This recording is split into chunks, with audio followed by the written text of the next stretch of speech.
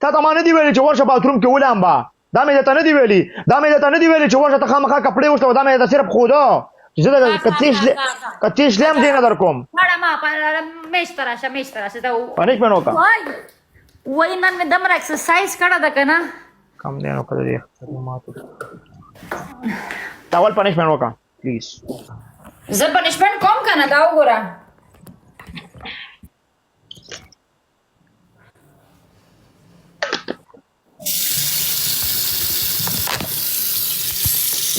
میچ لګوا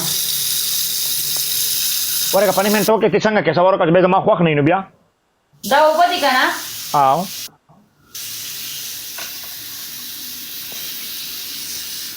ورلاندې که سر ورلاندې که نه ښکاري نه منم